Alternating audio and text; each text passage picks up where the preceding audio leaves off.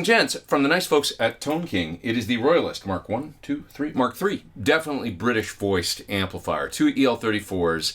And what they're going for here is good old school JTM 45 Plexi super lead sounds, but in a more versatile package. And they're going about it, the versatility part, in a really, really interesting way that's quite unique. So essentially here you've got two identical channels that you can set up however you want. There's these voicing switches that let you voice either channel to be a bit more like a JTM 45, a bit more like a 67 or 68 Plexi, or a bit more like a 70 super lead. So 3-position switch. They're labeled 1964, 1967, and 1970. You get 2 of those, 1 for each channel, and you can configure each channel to be whatever you want. So you could have like a JTM 45 kind of clean fat thing on one channel and an aggressive 70 super lead sound going on the other channel, and then foot switch between them. Now you might say to yourself though, there's no master volume on this amp. What about like the volume difference? Like what if you run one clean and then have the other channel like super loud and boosted up? Won't there be a big old volume difference there?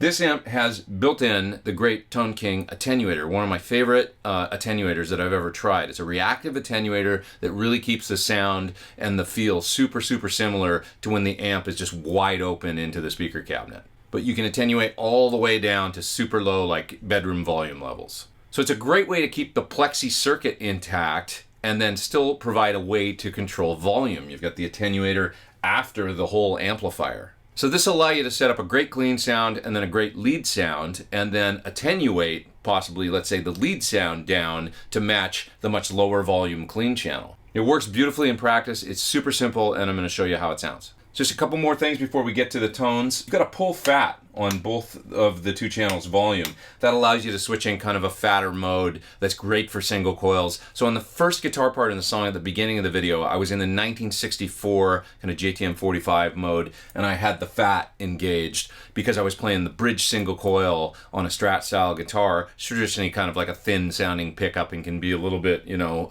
ice picky, but it sounded awesome using the 1964 setting with the fat pulled.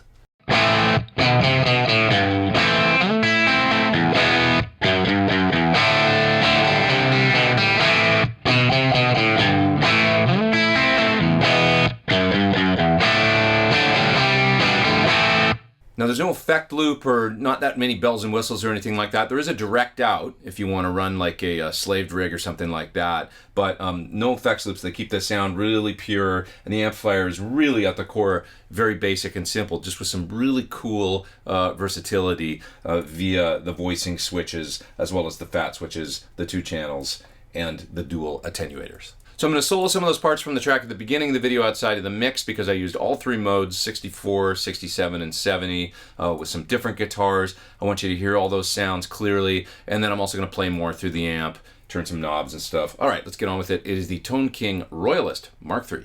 All right, so I just recorded that first part in the song at the beginning of the video. For this, I'm using the 1964 mode. I'm on channel 1, and I've got the volume control up about 3/4 the way, and I've got the fat pulled. Fat is on, because I'm using a Strat bridge pickup, and you know, it works just really good for this tone.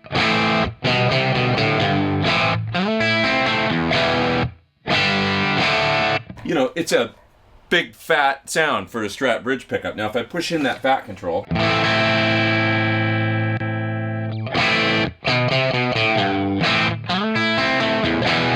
that's cool too, but it just gets a little bit skinnier, and I just thought, yeah, it works for that, you know, when you want to fatten up a single coil. This isn't an especially hot pickup in this guitar either, so it worked really well.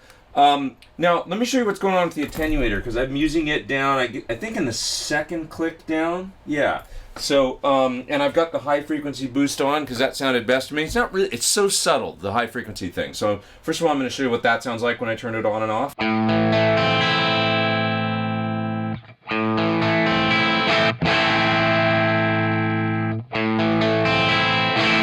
So a little bit more clarity when I've got it on. I like that for this stringy kind of part, especially with the kind of you know, fat 45 JTM 45 sound. It's all about a balance, and it seemed to be good to have it on. So let me show you what it sounds like with no attenuation. I mean, I might even be clipping my mic pre, maybe not, but you know, at that point, it's twice as loud at least at that point. I would say it's a good solid 10 dB, 12 dB, something like that difference. So I'll go in clicks here.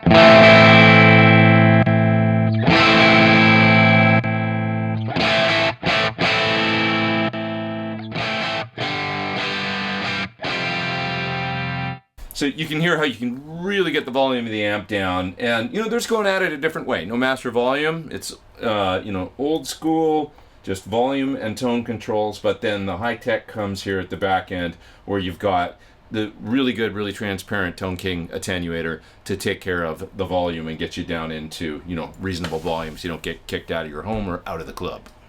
So I think I'm going to try another rhythm guitar part now with this Les Paul, and for this I think the fat is probably going to be too fat. It's a little woolly, so we'll push in the fat control.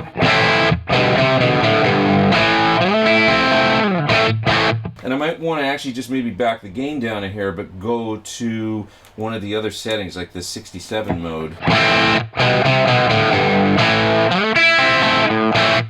That's getting us a little bit more clarity, and I'll probably tweak the tone controls a bit. So nice having all this versatility with the simple, you know, fat control, and then this kind of the era switches here that take us from 64 to 67 to 70.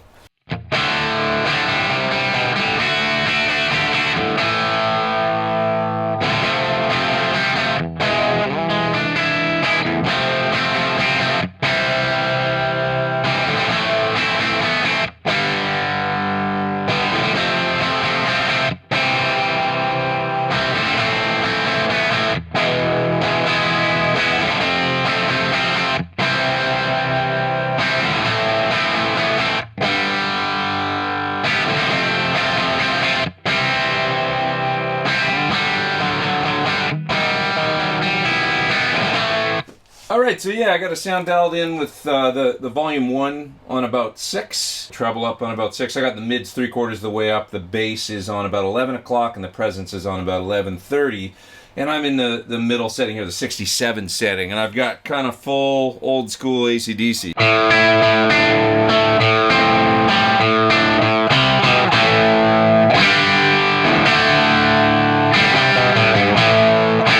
Just that cool low gain, but you know, pissed off sounding. So let me put it in the 64 mode so you can hear the difference.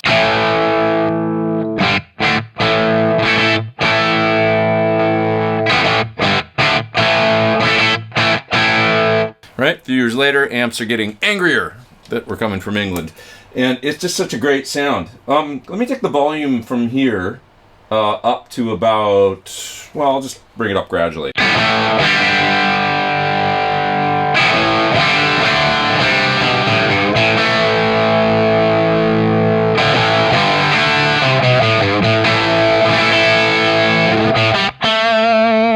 You know, there's a lot more gain on tap in that last, you know, sort of 40% of the dial.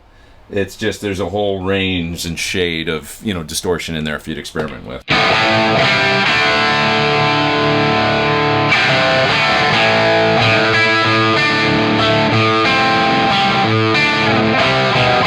See, that's too much for that sound. I remember hearing AC/DC, you know, in interviews talk about that, like, how loud do you turn your amps? They're like, not really actually up that far. You know, we run them on half or something, and that makes sense to me. They got the power and the aggression from volume, but not too much distortion and not too much volume, I guess. I don't know. I'm rambling.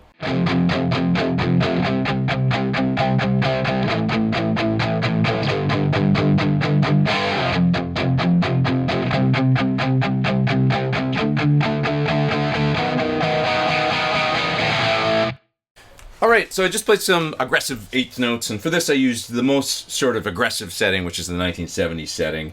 It's supposed to be like a 70, you know, I guess metal panel, super lead sort of sound. And for this I've got the volume up about 3/4 of the way up or so, but not all the way, because you lose the attack and the kind of the teeth in the sound. This happened on old Marshalls too. When you turn them up all the way, you get a little bit woolly. And you back down that volume control just a little bit, you lose a little distortion, but you gain articulation and attack.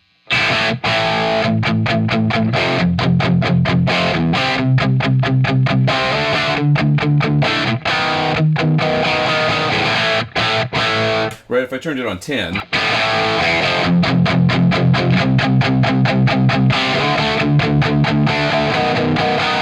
You know, it's a great sound too, but it just gets a little bit woolier. So you just back it down a little bit and then you get the attack. So there's less wool in between the notes and a little bit more just punch coming out of the guitar. So it's always that fine line. Let me show you the attenuator again if I just vary it.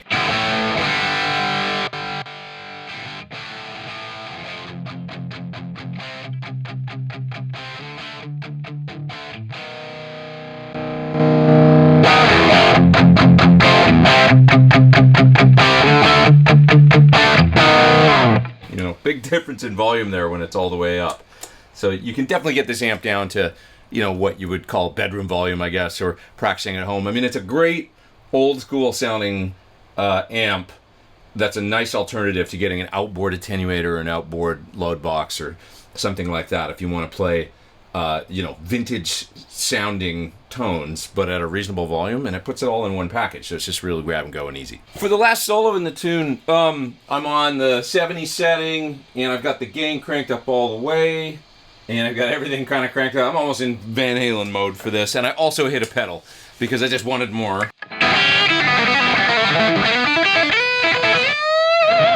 That sound, but that's without the pedal, so I'll turn on the pedal now.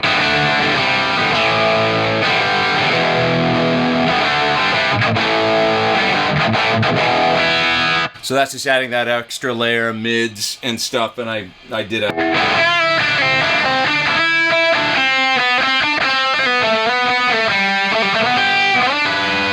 You know, that kind of thing at the beginning. Now right at the end I hit a delay and I did the old...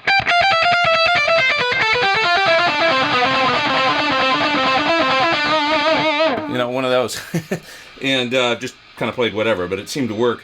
That's just an Echoplex pedal in front of it. So, old school, drive, delay, pretty cool. So just real quick, one of the real cool ways you can use the amp is set up one channel real clean and low volume and have the attenuator, if not wide open, then, you know, maybe just down a click or something.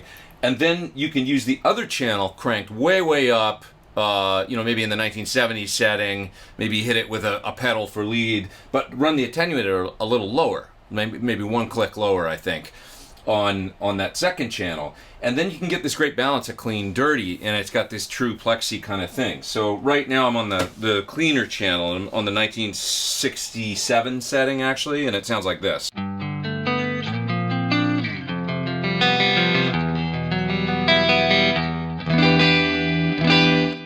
I got my Echoplex pedal on too, just a little echo, and that just sounds awesome, that stringy plexi thing. And then you hit the switch down, you can do this with the foot switch too, and you get, you know...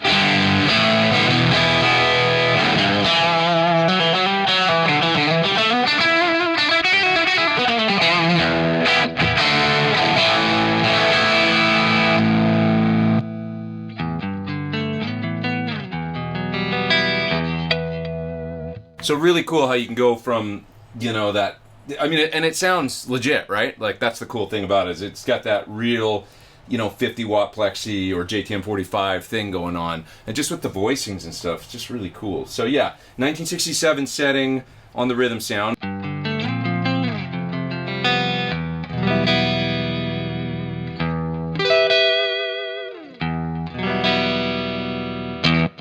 I love that sound with my Strat. It just sounds really pure and beautiful. And then going to the higher gain.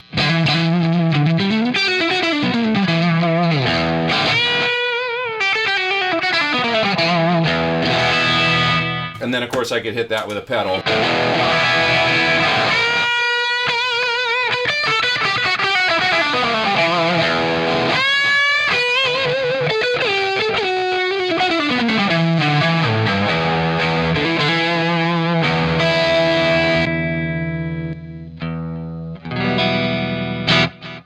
Beautiful.